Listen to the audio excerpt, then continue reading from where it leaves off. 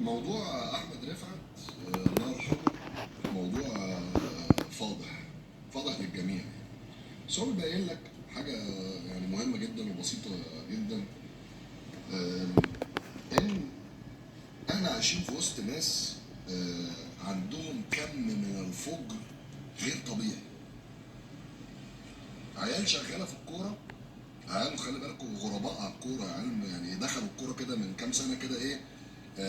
الاول دخلوا ان هم يبقوا وكلاء، وقدموا في الاختبارات ان هم يبقوا وكلاء في الاختبارات بتاعت الاتحاد الدولي في الاتحاد المصري، وبعد كده تقلدوا مناصب عشان يسهلوا السبوبه بتاعتهم. قصه وسخه كده يعني. المهم ان بقدره قادر العيال دي بقت دلوقتي بتشغل مناصب مهمه جدا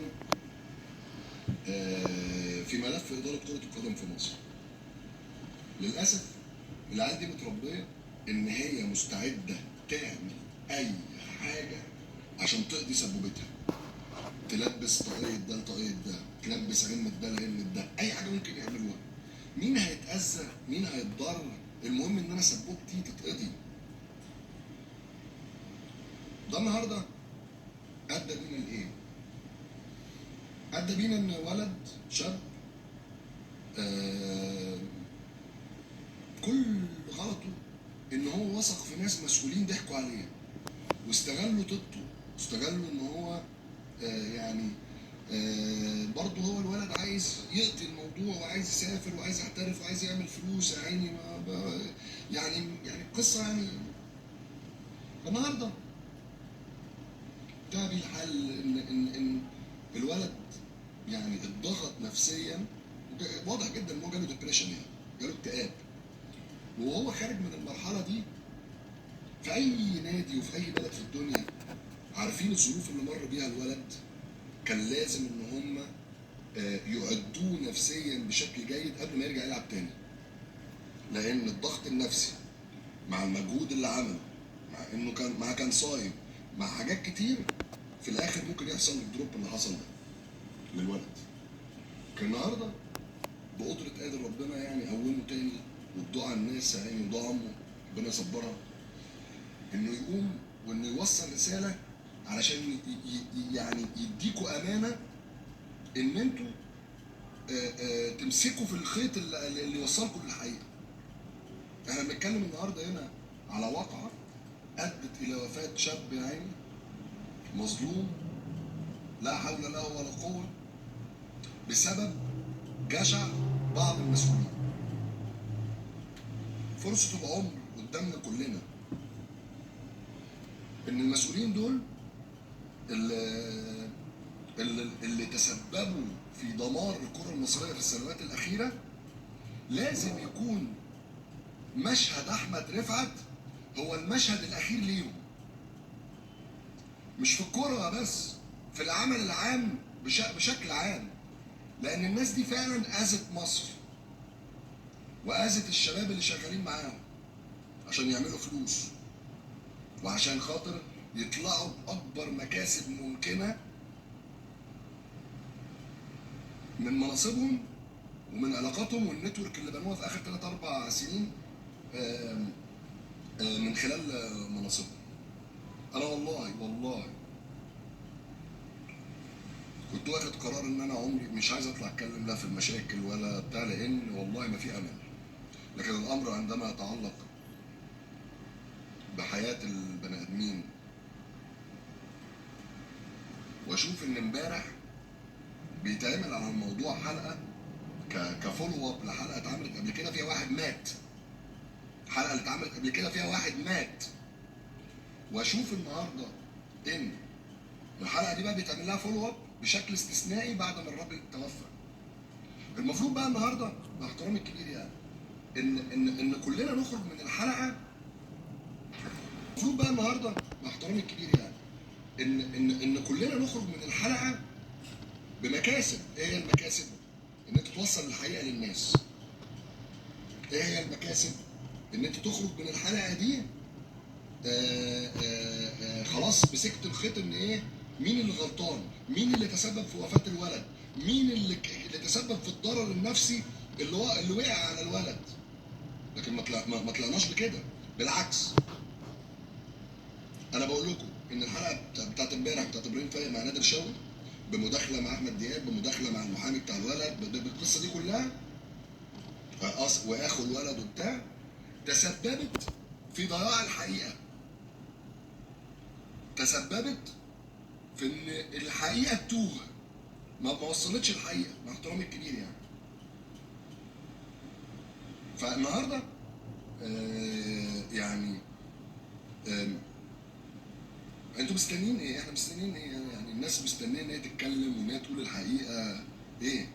مين النهارده المسؤول اللي ضحك على وزاره الشباب والرياضه وقال لهم ان الولد طالع معاشه؟ ما هو في خطاب طلع من وزاره الشباب والرياضه موجه الى الجهات المعنيه، المقصود بها القوات المسلحه، ان هي تصدر تصريح السفر للولد. خرج لها خطاب من وزاره الشباب والرياضه بيقول ان الولد طالع معاشه 3 شهور، رغم ان الولد طالع عاره. ده تزوير، تزوير وخداع. انت بتخدع مين؟ بتخدع القوات المسلحه؟ هتضحك على الجيش؟ الناس طبعا بتوع القوات المسلحه والجيش جابوا تعالى معايشه فين يا ريس؟ ايه القصه؟ كان الولد يا عيني سافر والمسؤولين قالوا له ايه؟ سافر ومالكش دعوه بالموضوع علينا. واول لما الدنيا قفلت ضبه ومفتاح، المسؤولين دول ادوا ظهرهم للولد، ما بقوش يردوا عليه. دي الحقيقه، دي الحقيقه. بس لما تيجي تدور هتلاقي ان هي دي عادتهم، يعني هم ناس ايه؟ دي عادتهم، ان هم عيال صغيره، هو ده اسلوبهم في الحياه. ان انا النهارده البس طاقيه ده لطاقيه ده واختفي، راح، انسى. الموضوع المره دي وقع في شاب غلبان وثق في الناس واتحرك. شفتوا اللي عمنا ابراهيم في طاقيه لخفه؟